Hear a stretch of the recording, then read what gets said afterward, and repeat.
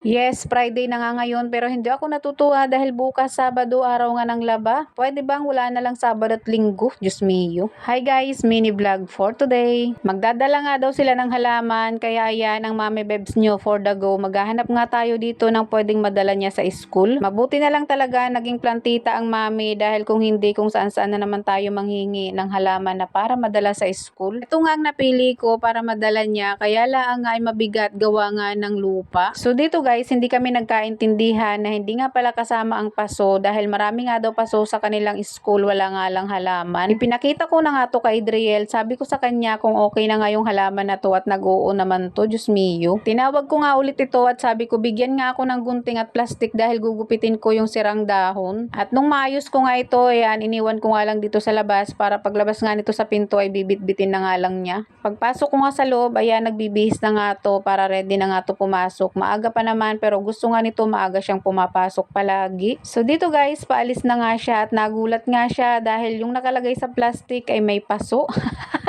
Kahit ako guys, hindi ko talaga alam kung anong kanyang dadalhin, yung halaman lang ba o yung paso. Ayan, nagtatalo nga kami diyan. Ko kasi narinig na halaman lang ang dadalhin niya dahil sa kanila nga daw ay maraming paso kaya lang walang halaman. Kaya sabi nga ni sir, magdala nga daw ng halaman. Kaya yun, sabi ko ayan, may bagong tanim nga si daddy diyan, bunutin mo na nga lang at lagot ako. Ako na lang bahala magpaliwanag kapag umuwi nga ito. Mas maganda nga tong kanyang nabunot doon na bagong tanim ni daddy dahil ito ngayon nakalagay dito sa aming loob ng bahay at sabi ko nga kay daddy, tanim na lang sa labas dahil feeling ko mamamatay nga lang siya. Mas mayabong nga yung mga dahon nito kaya sabi ko mas maganda nga yan. So ayan na nga, nilagay nga niya sa plastic at sabi ko wag na ilagay sa bag dahil baka mamatay. At sabi naman nga nitong batang to ay hindi naman daw yan humihinga kaya hindi mamamatay. Diyos ko dahil talaga naman mas marunong pa sa akin eh.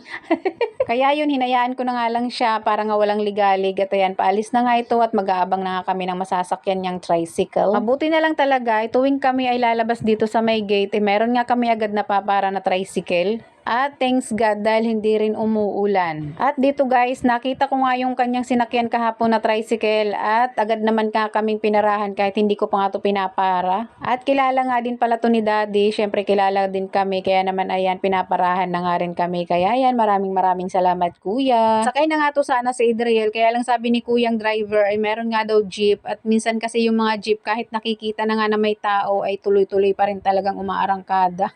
At saludo talaga ako dito kay kuya. Sana lahat ng tricycle driver ay kagaya mo. Sana lahat ng driver katulad mo kuya na hindi lang maingat sa karsada. Syempre iniingatan din yung kanilang mga pasahero. So ayun na nga, paalis na nga sila at sabi nga ni kuya ay tatawid na nga lang ito at doon niya ibababa sa mismong gate ng school nila Adriel. Kaya naman panatag talaga ako na makakarating si Adriel sa loob ng room nila na maayos. At ayan, pumasok na nga rin ako sa gate at nakita ko nga itong mga alaga ko, napakaraming pupo. Diyos mio, marimar. Hindi ko pa naman sila malinis dahil pag nababasa nga itong mga to ay sumusuka. Siguro nalalamigan nga itong mga to. Kaya naman, ayan, pumasok nga lang muna ako dito sa loob ng bahay namin at mag-aalmusal para handa sa susunod na trabaho. Charot. So ayan guys, yung mga sinasabi kong mga alaga ko dito sa labas, napakarami naming alaga. May rabbit, manok, pusa, ibon. Hindi ko napakita yung ibon guys.